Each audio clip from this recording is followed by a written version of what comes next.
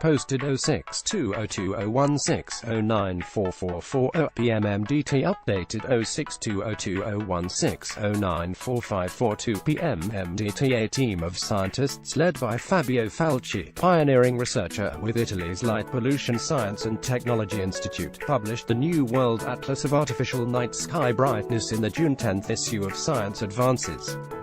Artificial sky glow refers to the luminous fog created by light in the built environment that interferes with the visibility of heavenly bodies such as stars and planets. The atlas takes advantage of high-resolution data from the NOAA and NASA Suomi National Polar Orbiting Partnership satellite. The atlas represents the most accurate quantification and mapping of worldwide artificial sky brightness to date. Boulder scientists Chris Elbridge of the National and Oceanic and Atmospheric Administration's National Centers for Environmental Information, and Kimberly Boyd of the University of Colorado's Cooperative Institute for Research in Environmental Sciences are co-authors. Scientists at NOAA, Elbridge said, had been mapping the amount of light escaping into space since 1994. In 2000, they were contacted by Falci, who hoped to use the product to generate an artificial sky brightness map. Falci generated a map in 2001 based on data from the Defense Meteorological Satellite Program.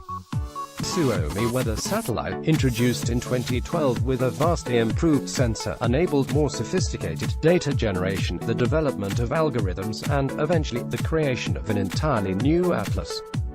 The atlas shows that more than 80% of the world population, and more than 99% of the populations of the United States and Europe, live in light-polluted areas. The Milky Way is hidden from more than 1/3 of humanity, including 60% of Europeans and nearly 80% of North Americans. Increasingly recognized as a concern by scientists in fields ranging from ecology to astronomy, healthcare and land use planning, artificial sky glow poses threats to humans and wildlife. We can take what used to be habitat and turn it into non-habitat simply by adding too much light, said Travis Longcore, assistant professor of architecture, spatial sciences and biological sciences at the University of Southern California. Humans are also at risk. I think that people generally don't understand that light is a drug, Longcore said.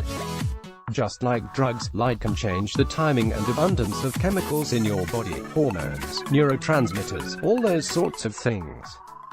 That's exactly what drugs do. And we use light as a drug to expose people to light to get them to produce certain things in the body. Light at the wrong time can similarly change your physiology.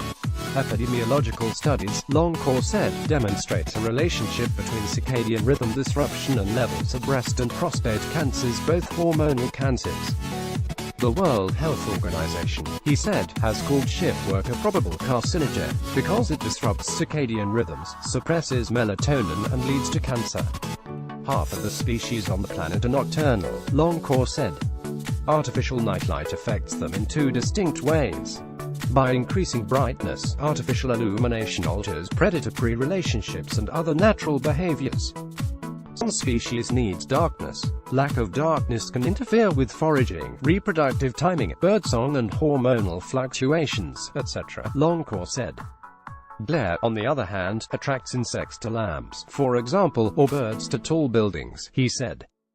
By altering points of reference, wildlife, such as baby sea turtles heading for the water, can become disoriented, sometimes fatally so. Artificial sky brightness can be controlled by shielding lights, reducing overlighting or turning the lights off. Most Italian regions now have laws against light pollution, Falci said.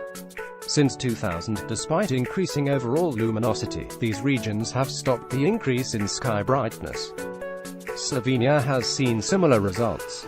Falci and David E. Keith, a Boulder-based lighting consultant, both support the use of high-pressure sodium lights for their efficiency, affordability and lower emissions of the circadian-altering blue light. LEDs, however, are the new frontier, Falci said.